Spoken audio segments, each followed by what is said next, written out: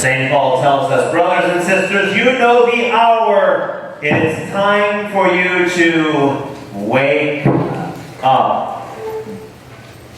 Time to wake up. Have you ever tried to wake up another person? Especially a person who doesn't want to be awakened? Yeah, tomorrow morning is school again. The story is told of one mother who is trying to wake up her son. Jaimito, wake up! It's time to go to Mass.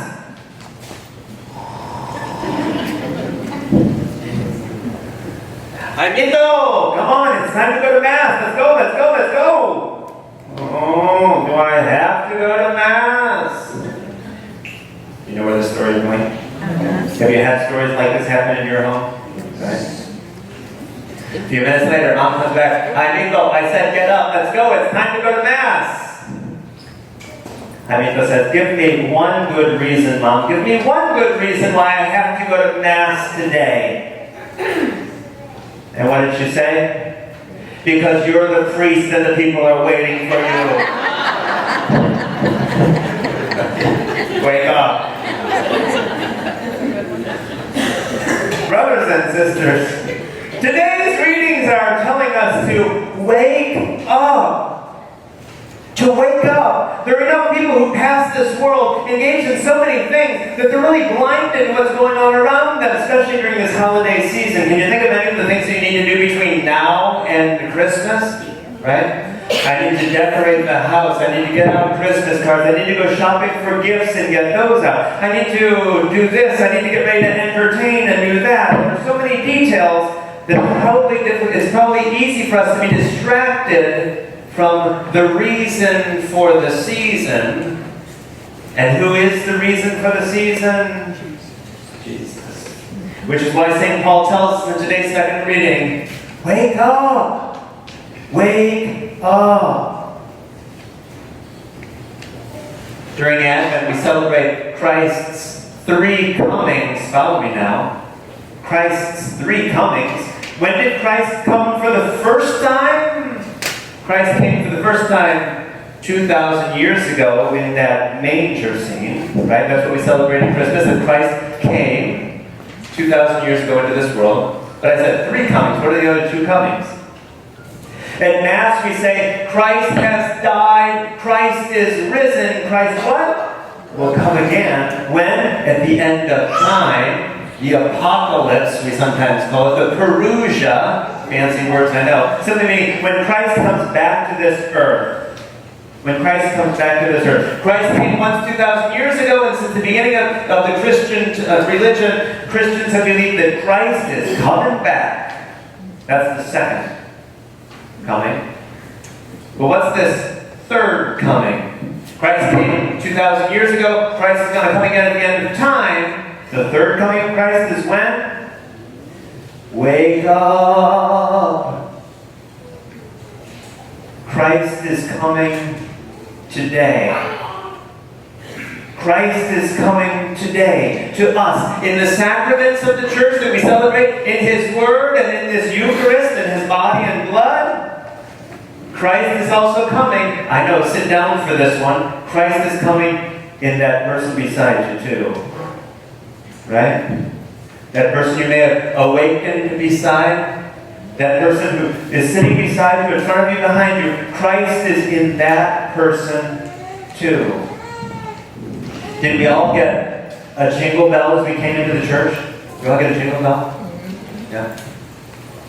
Don't you love jingle bells? Because when you hear that jingle bell, oh, especially on Christmas night, right? You hear something up on the roof. What's the next thing that you hear? And you know that someone has arrived, right? Those jingle bells are a special symbol. They alert us to the sound of Santa. Yeah, we hear the pause on the roof, but then after that, what do we hear? The bell.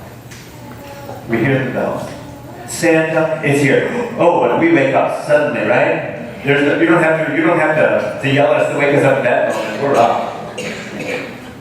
Those are those bells. Think of this for a moment. If you were to ring this bell when Jesus is present at the Mass, when would you ring this bell? how's that for a question? If I told you, okay, hold on to that bell and don't ring it until Jesus is present. When during the Mass, when would you start ringing? Don't ring that bell. Don't ring your bell until Jesus is present in this church. Ready, set, go.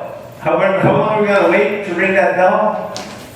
Do you remember the Tridentine Mass before the 1960s? Do you remember before the 1960s? We celebrated a different kind of Mass. We called it the Tridentine Mass, and we had something that looked like this. A set of bells, which when we rang it,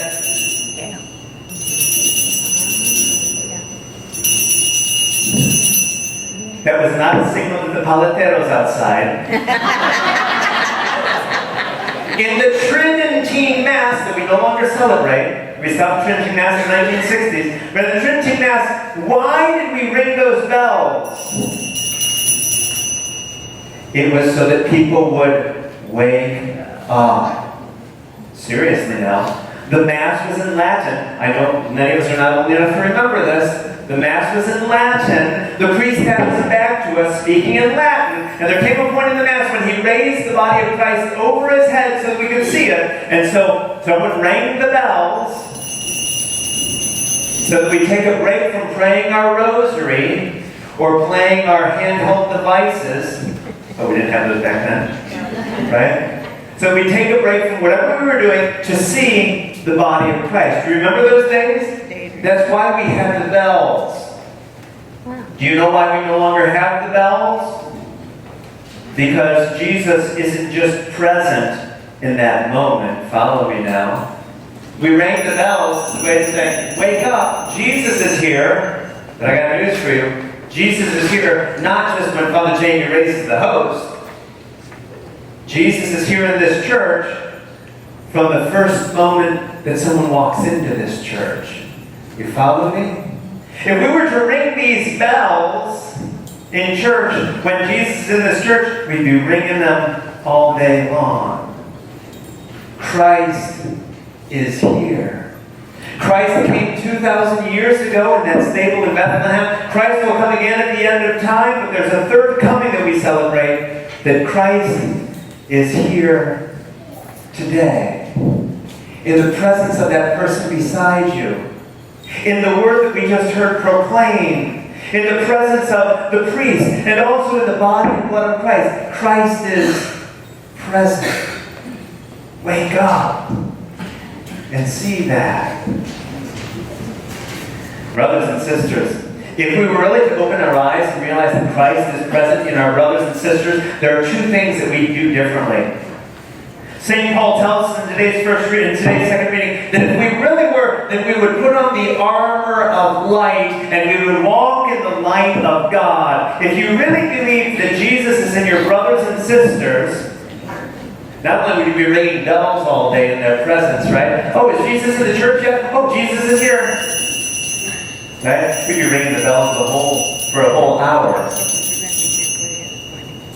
Jesus is here. And if you recognize Jesus present in the face of that person, then I have a feeling you'd be walking in the light, St. Paul says. That you'd put away those works of darkness. Did you read that in today's second reading? All the drunkenness and carousing and the whatever that you're doing that's a work of darkness, you'd put that away and live as a child of light. When you were baptized, you received the candle. It was a symbol of what? That you're going to live in the light of Christ. Are you living in the light of Christ? You probably are if you recognize the presence of Christ in those around you. But there's another thing that you'll probably do if you recognize the presence of Christ in those around you, and that's that you'll live in peace. And we talked about before where that word peace comes from. The English word peace comes from a Greek word which means to button. Anyone wearing buttons today? Point to that button and say, this is what peace means. Peace means to button. What? What does the button do? You take one piece of cloth and another piece of cloth, and what does the button do? It holds them together. When we live in peace, what does that mean? One person and another person living in peace together, they're living buttoned together. Brothers and sisters, wake up. If you realize that that person is your brother or sister, how are you going to live with them? You're going to be mad at them and hold a grudge at them forever? Or are you going to live in peace with them?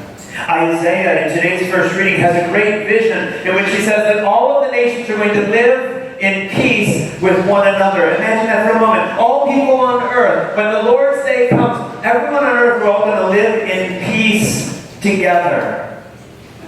We're all going to live in peace together. And all those things that we used to have, like our swords, that we used to use to kill people, what are we going to do with our swords? We're going to turn them into plowshares. We're going to use them to plow the earth, because we no longer need them to kill other people.